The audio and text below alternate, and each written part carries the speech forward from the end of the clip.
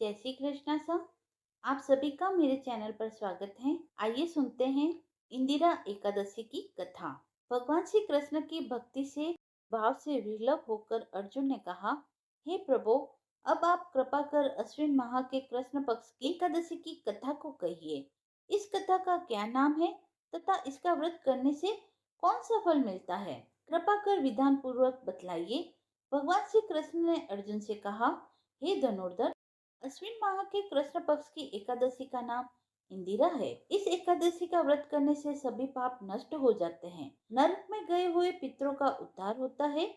हे अर्जुन, इस एकादशी की कथा के श्रवण मात्र से ही मनुष्य को अनंत फल की प्राप्ति होती है। मैं यह कथा सुनाता हूँ, तुम इसका ध्यान पूर्वक श्रवण करो। सतयुग में महिष्मती नाम की नगरी में इंद्रसेन नाम के एक प्रतापी राजा राज्य करते थे। वह पुत्र पौत्र धन धान्य आदि से परिपूर्ण थे। उनके शत्रु सदैव उनसे भयभीत रहते थे। एक दिन राजा अपनी राजसभा में सुख पूर्वक बैठे थे। उसी समय वहां पर महर्षि नारद का आगमन हुआ। नारद जी को देखकर राजा आसन से उठे, प्रणाम करके उन्हें आदर सहित आसन दिया। तब महर्षि नारद ने कहा, हे राजन, आपके राज्य में सब कुशल से तो है। मैं आपकी धर्मपरायणता देखकर अत्यंत प्रसन्न हूँ। राजा ने कहा, हे देवऋषि, आपकी कृपा से मेरे राज्य में सब कुशल पूर्वक है तथा आपकी कृपा से मेरे सभी यज्ञ कर्म आदि सफल हो रहे हैं। हे महर्षि, अब आप कृपा कर यह बतलाइए कि आपका आगमन कैसे हुआ और आपके आगमन का प्रयोजन क्या है। मैं आपकी क्या सेवा करूं? महर्षि नारद ने कहा, हे नपोत्तम, मुझे एक महान विस्मय हो रहा है कि एक बार जब मैं ब्रह्मलोक से यमलोक गया था, तब मैंने यमराज की सभा में तुम्हारे पिता को बैठे देखा। तुम्हारे पिता महान ज्ञानी दानी तथा धर्मात्मा थे, मगर एकादशी के व्रत के बिगड़ जाने के कारण यह यमलोक को गए हैं। तुम्हारे पिता ने तुम्हारे लिए एक संदेश भेजा है। राजा ने उत्सुकता से पूछा, क्या संदेश है महर्षि?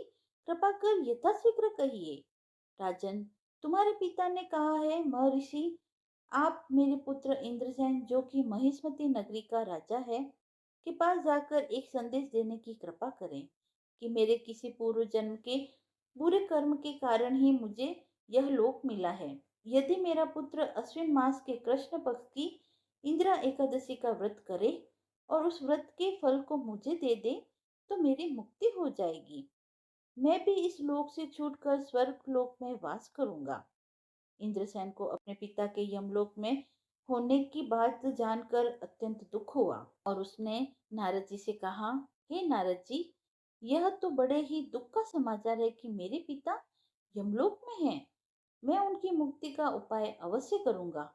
आप मुझे इंदिरा एकादशी व्रत का विधान बताने की कृपा करें। नारद जी ने कहा, हे राजन, अश्विन माह के कृष्ण पक्ष की 10वीं तिथि के दिन प्रातःकाल श्रद्धा पूर्वक स्नान करना, उसके उपरांत दोपहर को भी स्नान करना चाहिए।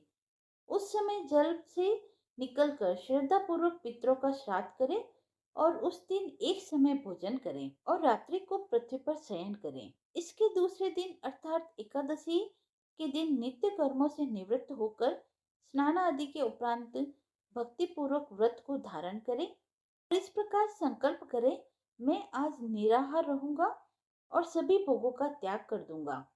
इसके उपरांत अगले दिन भोजन करूंगा। हे ईश्वर, आप मेरी रक्षा करने वाले हैं। आप मेरे उपवास को पूर्ण कराइए। इस प्रकार आचरण करके दोपहर को शालिग्राम जी की प्रतिमा को स्थापित करें और ब्राह्मणों को बुलाकर भोजन कराएं तथा दक्षिणा दें। भोजन का कुछ हिस्सा गाय को अवश्य दें।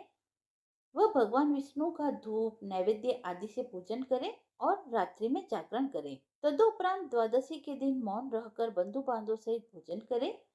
हे राजन, यह इंदिरा एकादशी के व्रत की विधि है। यदि तुम आलस्य त्याग कर इस एकादशी के व्रत को करोगे, तो तुम्हारे पिता अवश्य ही स्वर्ग के अधिकारी बन जाएंगे। नारद जी राजा को सब विधान समझाकर अंतर्ध्यान हो गए। राजा ने इंदिरा एकादशी के आने पर उसका विधान पूर्वक व्रत किया। बंधु बांधवों सहित इस व्रत के करने से आकाश से पुष्पों की वर्षा होने लगी और राजा के पिता यमलोक से रथ पर चढ़कर स्वर्ग को चले गए।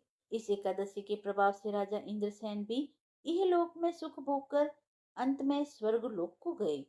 भगवान श्री कृष्ण ने कहा, हे सखा, यह मैंने तुम्हारे सामने इंदिरा एकादशी के महात्म्य का वर्णन किया है। इस कथा के पढ़ने व सुनने मात्र से ही सभी पापों का शमन हो जाता है और अंत में मनुष्य स्वर्ग लोक का अधिकारी होता है। कथा समाप्त हुई। यदि आपको कथा पसंद आई हो तो आप मेरे चैनल को लाइक शेयर एंड सब्सक्राइब करें। धन्यवाद।